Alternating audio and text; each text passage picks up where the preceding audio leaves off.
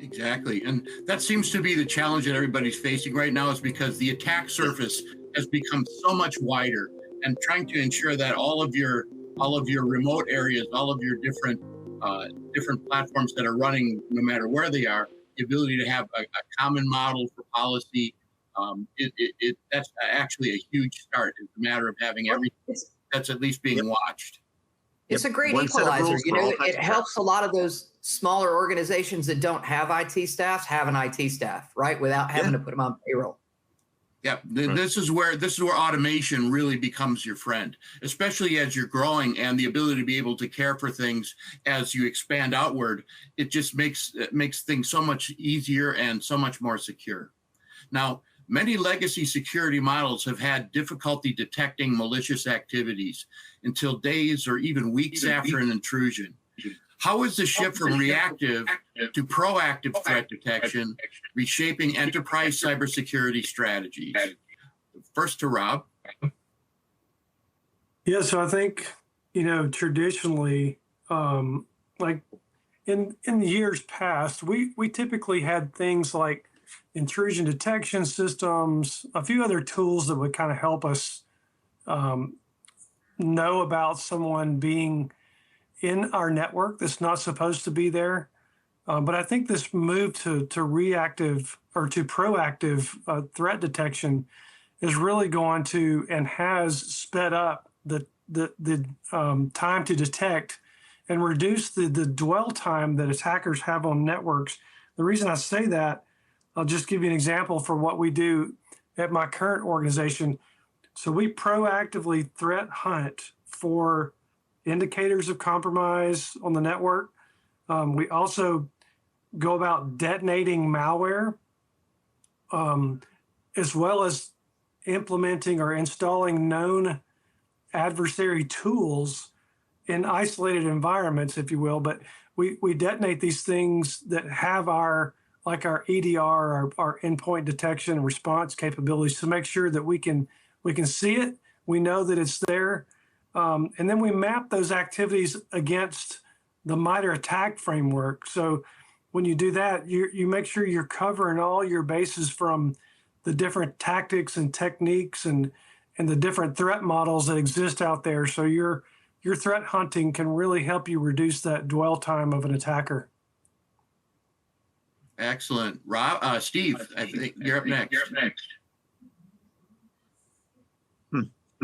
I think it's interesting if we ponder for a moment the tension that we in InfoSec have to live in now, right? We always want to favor staying secure, but the people in the business want to get work done. And sometimes, if what we put in place is too onerous, then it might encourage people to find ways to circumvent it. And now that could even introduce more threats.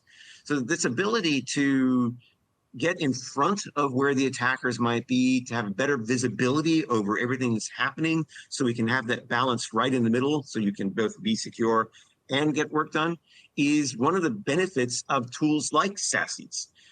They gather signals from all over the place, including other tools that you might also be using. Like a good SASE can gather signals from your identity management system, from endpoint protection, and then is also a conduit to get that stuff into a SIM or a SOAR, for example. So this ability to not only choose interesting tools, but ensure that the tools work together to provide a more holistic view of threats and where they might be coming from and going, I think is one of the big benefits. And we can get back to the first question. All companies of all sizes could benefit from something like this, because by detecting potential threats early and neutralizing them before they do serious damage means that we spend less time reacting to stuff. And that's where I really want to go, is less time reacting, so we have more time to help the business do whatever it wants to do. Absolutely. And Carrie? I would just add to that. I mean, reacting is the most costly thing that you can do. It's much better if you can prevent it to start, right? If nobody enters the building that's not supposed to, you don't have to worry about what they're doing when they get there. And so I think just at that, and very much, this comes out of zero trust, which is a big part of this too, is just make sure that nobody has keys to the kingdom. And I sort of tell people, look at it this way. What if you had to go back and take back every business card you've ever handed out? Pretty daunting, right? Think about all the and all the other people that handed business cards out for you. You don't know where all those endpoints are. So if you can't control those, then you can't control who has your information. And I think being able to just lock it down and say, hey, look, I'm going to give my network the same level of consideration that I give my front door, then I think you do a good thing. And being able to build that intelligence, I think that's one of the things that we miss in a lot of these conversations. And using these larger cloud providers and all, at least the ones that do it right, they build on that intelligence. So your network is going to have the same benefit of the intelligence from another network that they already triaged. And when you bring all that together, now we have a cumulative effort. So it's not that we're operating on little pieces of information, we're operating on larger blocks of information to the good of everybody.